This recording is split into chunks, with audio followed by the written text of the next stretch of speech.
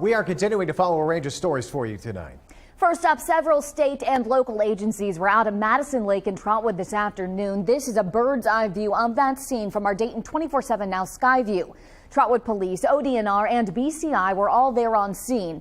Trotwood dispatchers tell us detectives were there as part of a follow-up investigation looking for potential evidence into an ongoing criminal case. Dive teams searched that lake today, but nothing was found. Trotwood Police tell us since the investigation is ongoing, no further information is going to be released. The Montgomery County Sheriff's Office updating us on an investigation into a reported attempted kidnapping earlier this month. Investigators now say it was all a misunderstanding. You'll remember a 13-year-old girl was approached by a man driving a gray car while walking her dog in Washington Township. The driver was reported to have enticed the girl to try to get into his car, but she ran and called for help. Investigators now say the man was a food delivery driver who stopped to ask the girl for directions, but there was a misunderstanding due to a language barrier. The Sheriff's Office says both the driver and the family have been very cooperative, and the department commends the young girl and her family for, quote, doing everything they should have in this situation. The family thanking the department for taking the matter seriously and say they're proud of their daughter's bravery. Governor Mike DeWine announcing today that Abbott Laboratories will now build a new powder formula plant right here in Ohio. It's going to cost $536 million and create 450 permanent jobs. The facility will be built in Bowling Green and produce a specialty and metabolic powder nutritional products. The plan is to break ground in 2023 and then be complete in 2026. Abbott temporarily closed its plant in Michigan this year, adding to a nationwide infant formula shortage that families are still struggling with. And Governor Mike DeWine says, quote, the addition of this facility will help to ensure that life-sustaining formulas are available and accessible when needed, support job growth, and improve the supply chain for critical formula products nationwide. Live look at the U.S. Capitol building now, where in case you missed it, the bill to prevent a government shutdown one step closer to passing. The House voted late last night to pass a stopgap bill that would extend funding until next Friday, the 23rd. The vote was 224 to 201, 9 Republicans joining Democrats in favor of it. The bill now heads to the Senate, where we could see a vote as early as tonight. We're seeing new images tonight of the impacts of the massive winter storm that's moved across the country. At least 3 people have died in Louisiana after multiple tornadoes broke out there last night. You can see many homes and businesses are damaged, some even destroyed. A state of emergency has since been declared. So far, more than 40 tornadoes have been reported with this storm system, and more are still possible tonight. Millions remain under an ice threat as the storm continues to move northeast. Thankfully, though, the Miami Valley only seeing rain. So Tim is in for Natalie tonight. And Tim, how's it looking out there? Well, currently across the region, the cold has set in, and it is here to stay for a little while. Right now in downtown Dayton, sitting around 42 degrees. It feels like 35 with winds out of the southwest around 13 miles per hour. So temperatures are going to drop down into the low 30s tonight. Some locations may even reach 28 to 29 degrees, depending on where you are. Across the region right now, 42 in Dayton, 40 in Eaton, 37 out in Richmond, and 38 out in Bellefontaine. So pretty chilly out there, definitely chillier than what we've been seeing. Taking a look at our 10-day outlook, you can see we are going to be below average, our normal high of 42 through the week this week. Pretty cold. And then if you take a look at next week, the end of this coming next week, it is going to be pretty frigid. Tim, thanks. Well, as the U.S. grapples with the triple-demic, that's high cases of hospitalizations of COVID, the flu, and RSV, there are fears that the winter season and holiday gatherings will make it worse. The flu is having its worst season in a decade, and all of this is causing stress on hospitals and healthcare workers. So the White House is urging people to do what they can to stay healthy and keep others from getting sick too, like getting vaccinated, boosted, and wearing masks when necessary. The Biden administration also sending out 4 more free at-home rapid COVID tests right to your doorstep. USPS expected to ship the first tests out next week. You can order yours at covidtests.gov. Well, for many people, the holiday season is the most anticipated and exciting time of the year, but wanting to celebrate can be challenging and overwhelming for those going through the process of grief. Melina Brown sat down with a behavioral health specialist today to discuss ways to cope with grief during the holidays. Millions of Americans will spend the upcoming weeks getting ready to spend their favorite holidays with family and friends. But for many of those around us who are experiencing great loss, the holidays aren't the same as usual. Whether recent or if time has passed, processing grief can be especially hard during this time.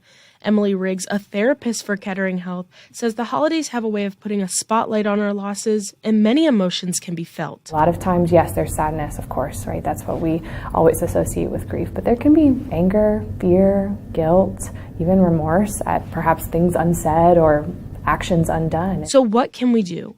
How can we still celebrate? Emily tells me first and foremost, it's important to speak with someone about the grief you are experiencing and then find ways to honor your loved ones and still keep their memory in your holiday traditions. So figuring out a way to honor them either with a tradition that you used to have, bringing a meal or a part of the meal that they always brought, passing out gifts the way they always did, still hanging up their stocking even. Coming up at 6:30, tips on how to help those around us who may be suffering with grief and resources that we have right here in the Miami Valley.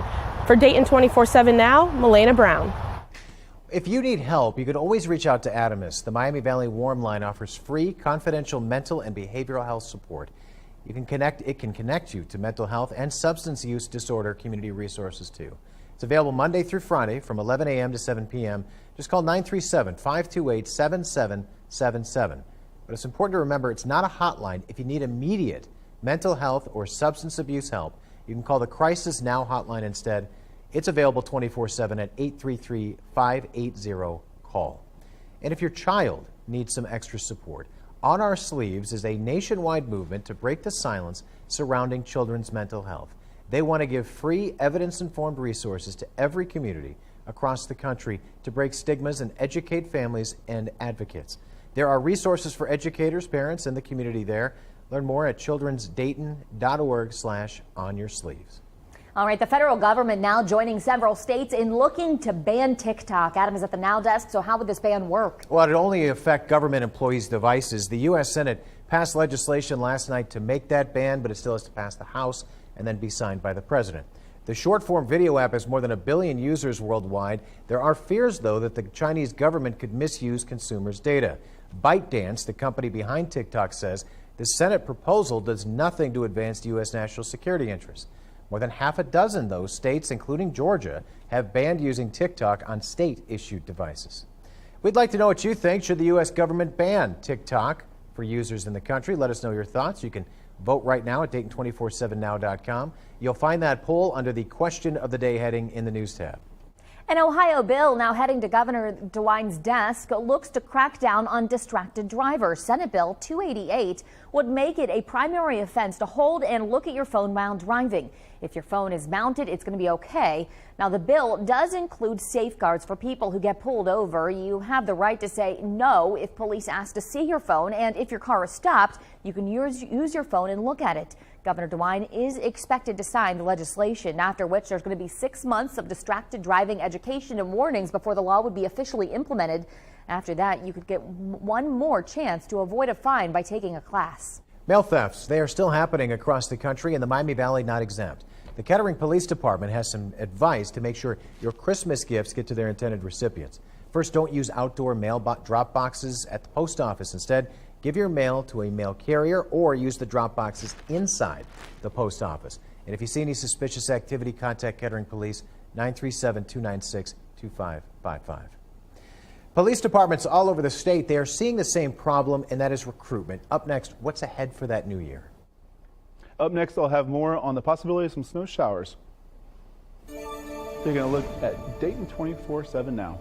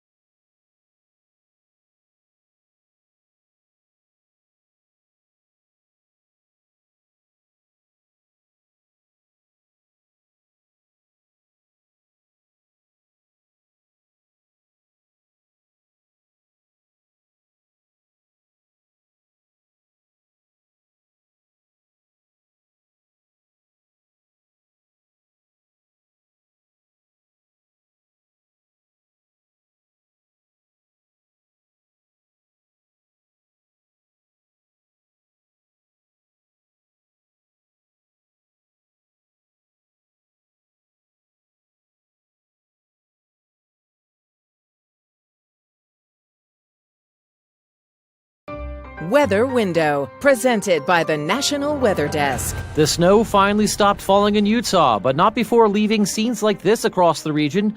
The Alta Ski Resort reports it received 60 inches from the storm. Ice-coated cars, trees, and more after freezing rain fell this morning in Pennsylvania, and freezing fog led to rime ice across Oregon's Willamette Valley. It makes for beautiful pictures, but also can cause slick spots on the roads. For more content like this, follow the National Weather Desk on TikTok.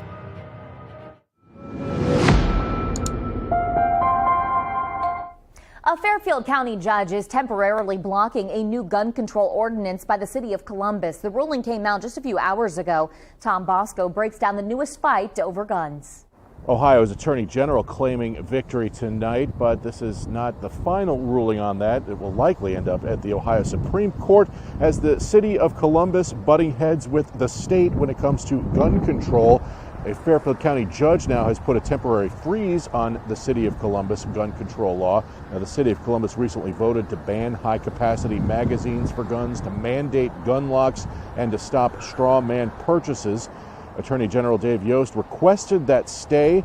He says if there are going to be changes to laws in Ohio when it comes to guns, that has to go through state lawmakers. The legislature has said we're going to have a uniform law for the entire state so that citizens don't have to guess whether they're breaking the law because they passed a municipal boundary. We're not, unfortunately, getting any action out of the state of Ohio. Again, we're getting a lot of lip service, but nothing concrete. The Ohio Attorney General and the city attorney for Columbus speaking with us yesterday before the ruling. It's not clear when this measure will be decided. Back to you guys in the studio. Tom, thanks. A live look from our Kettering House Skycam now. Start off pretty warm today, but it sounds like, Tim, we're going to get pretty cold over the next several days. Yes, we can definitely expect it to get colder than it is today for sure. Right now, we're tracking some snow showers that'll come into the region tonight.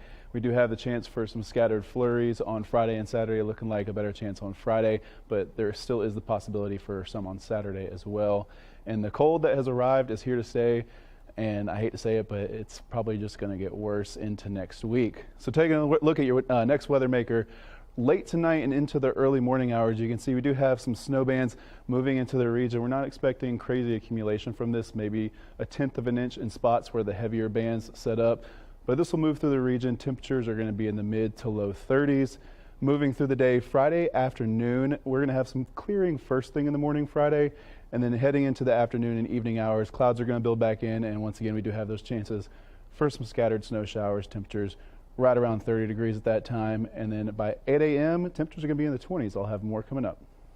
Tim, thanks. We are following breaking news out of Kettering now. The Kettering Police Department has located this child alone and in the roadway near Clarendon Drive in Kettering. This child is nonverbal. Take a good look. Law enforcement trying to contact the guardians. If you know who this child is or what might have happened, please contact Kettering Police. That number 937-296-2555. All right, a bill on the future status of Puerto Rico is on the House floor today. Now, the bill would outline the process of holding a referendum on the island, which would ask Puerto Ricans if the island should become a state and independent country or have a different form of government. A referendum wouldn't be binding because only Congress can grant statehood to the island. Puerto Rico became a U.S. territory in 1898 after the Spanish-American War. New developments out of Michigan tonight involving the 3 men convicted of plotting to kidnap the state's governor. Adams at the Now Desk. What happened? All 3 of them got lengthy prison sentences. A judge sentencing the men to 12, 10, and 7-year sentences, respectively. Now, the men were members of a paramilitary group, the Wolverine Watchmen. They were all found guilty of backing a 2020 plot to kidnap Governor Gretchen Whitmer over COVID-19 era lockdown measures. Governor Whitmer said their actions were a threat to democracy itself. Tonight, Ohio's top law enforcement officer is speaking out about what he calls a crisis, recruiting and retaining good cops. The number of retirements is up and the number of people applying for police jobs is down. Lou Anstoya is digging deeper into what's ahead for the new year. And that I will well and faithfully discharge. Columbus police recruits graduate after 6 months at the academy, but fewer men and women are taking the oath to protect and serve across the state. The demonization of the police officers is the #1 reason why we're having problems recruiting. Ohio Attorney General Dave Yost tells us the top goal of his office next year, mandatory funded training for police. What once we would have 200 to 300 applicants for a very limited number of positions, we're lucky to have 50. While police agencies are working to improve training and relationships with their communities, the Attorney General says political leaders need to recognize that the first function of any government is to provide public safety. I'm Luann Stoya reporting.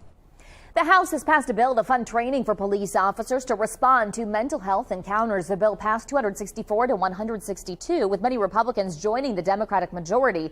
The proposal will give $70 million in annual funding toward officers' scenario-based training on mental health calls. The bill now heads to the president's desk for his signature. And Congress has also passed legislation that would make the Federal Bureau of Prisons update its security systems. This would require the agency to fix broken surveillance cameras and install new ones, as well as upgrade tools to fight and investigate staff and inmate misconduct. This comes following reports of staff sexual abuse, inmate escapes, and high-profile deaths. President Biden still has to sign the bill to make it all happen. A story now from our partners at the Dayton Business Journal tonight. Dayton River Company is bringing a new facility, an incoming bar and lodging, to the Miami Valley. Surf Dayton is a full retail surf and paddleboard shop. It'll expand into a 120-year-old property on Valley Street. It's been vacant for a decade. Eventually, it'll include an Airbnb lodge for cyclists, surfers, and others, plus an outdoor seasonal bar and eatery. Now, we have all the information, if you'd like to read about it, at our website, Dayton247now.com. You can find that story and others like it. Just look under the Dayton Business Journal heading in the News tab.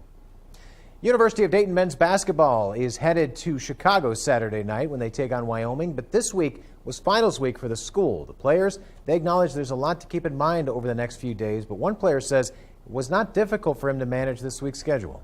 I do think about the game already, but, we got to do what we got to do on the school end so we can play and stay eligible. But, once the day turns to Friday, I try to forget the school and just focus on the game. That was Mustafa Amzil, who says he's also been following the FIFA World Cup. He's from Finland, but is of Moroccan descent, so he's very proud to see Morocco become the first African nation to reach the World Cup semis. Amzil discussing what that accomplishment means to those with Moroccan heritage. This is a big thing, definitely. We have a lot of Moroccans all around the world, who play soccer, especially also in the States that, probably going to be representing Morocco now that they see that the success they had. So UD is going for their first win this season away from UD Arena. Tip-off with Wyoming, 8 o'clock Saturday evening. Well, we had a few showers move through the region today. Those quickly moved on out. We did see a few breaks in the breaks in the clouds for some sunshine. You can see the system bringing lots of winter weather to our northwest and our northeast. But luckily, we just got a few showers. Taking a look at our future wind chill temperatures, it's going to feel really cold out there. 9 a.m. tomorrow, looking like it's going to feel like 23 degrees in Dayton, 21 in Richmond, and 19 in Bellefontaine. Moving forward to 4 p.m., not much better, sitting in the mid-20s to upper 20s, 27 here in Dayton. And then pushing forward once again to 8 a.m. Saturday, even colder, 12 in Greenville, 11 in Bellefontaine, and 17 in Dayton. It's just going to be a really, really chilly weekend out there. So make sure you're bundled up wherever you're going. Saturday, 6 p.m., still once again sitting in the 20s, 22 in Dayton. Well, we are just 10 days out now from Christmas, and if you're not quite feeling the holiday spirit quite yet, there's plenty going on this weekend to maybe help you get there. Still ahead, we'll break down all the things that you can do. Now it's time for your TikTok of the day. Today, Chief Meteorologist Natalie Walters breaks down what kind of weather we could see this Christmas. So Christmas is a little bit over a week away, and it's too early to get those white Christmas predictions, but what we do know is that it's going to be a very cold Christmas for most of the United States. This is the Climate Prediction Center temperature outlook indicating well below normal temperatures looking very likely for the central and eastern United States. Many places are talking highs in the single digits as we head into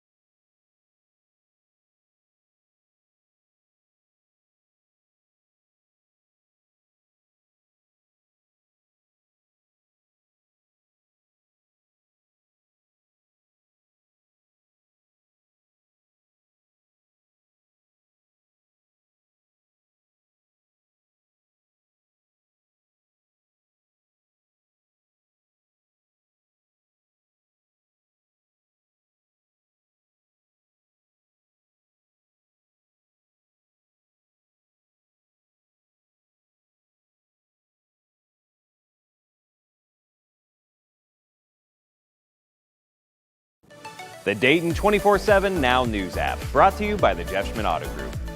The Miami Valley getting into the holiday spirit. Elise Coulter breaks down 3 events you can enjoy this weekend. There are lots of things to do this weekend because we are just a week out before Christmas Day. I cannot wait. If you want to do some historical things, you can go visit Memory Lane on Main between Main Street and Monument Avenue. You can relive 50 years of the Dayton Holiday Festival. They've got pictures up from the past few years. It's absolutely amazing. Also this weekend, this is a big hit, guys, a Charlie Brown Christmas at Sinclair Community College. One of the biggest things that's going on all weekend long. There are several shows all weekend as well. Then, of course, this weekend, a winter welcome at Wardinger Park. That's in Beaver Creek off Kemp Road. It is free. They're going to have music. They're going to have food. They're going to have Santa. It's going to be everything you could ever imagine and so much more. Guys, back to you. All right, thanks, Elise. Our 4-legged friends in the Miami Valley are getting into the Christmas spirit, too. Willie, all decked out to deck the halls this holiday season. He's got his Christmas sweater going, even decorated a pair of antlers. He's definitely on the nice list. Thanks to Nikki for sharing.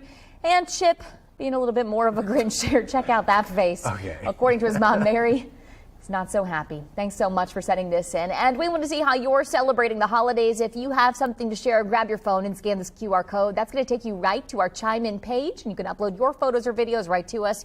You could even see them right here on Dayton 24/7 Now. Such cute dogs. Tonight, we can expect temperatures to drop down into the low 30s. Some locations might even hit 28, 29 degrees in the northern part of the Miami Valley. Scattered snow showers across the region. Accumulation-wise, maybe 1/10 of an inch to a light dusting, depending on where those showers set up and who gets the heaviest quick burst of snowfall. Winds are going to be out of the southwest around 8 to 10 miles per hour, making it feel like it's a lot colder than it is. Taking a look at your snapshot for tomorrow, going to start off cold around 32 degrees. 5 p.m. showing cloudy. By 5 p.m. we do have that chance of some snow showers to be reaching the region. Flurries, nothing in the way of heavy accumulating snow. Taking a look at your forecast, you can see Friday, Saturday we have those chance for flurries. Sunday is looking like it's going to be a partly cloudy day. And then decent but cold through the week. Thursday, we are tracking the chance for some snow showers, but take a look at those temperatures next weekend. Kids are off school and they got to deal with the deep freeze, huh? Yeah, it's going to be pretty frigid. And I actually went warm. That's warm. That's the warm. The models were going brutal. colder than that, so I went a little bit warmer. Well, I guess thanks. That's nice. All right, well, that does it for us tonight. We are over on Fox 45 next. We hope you join us there. In the meantime, you can always connect with us on social media.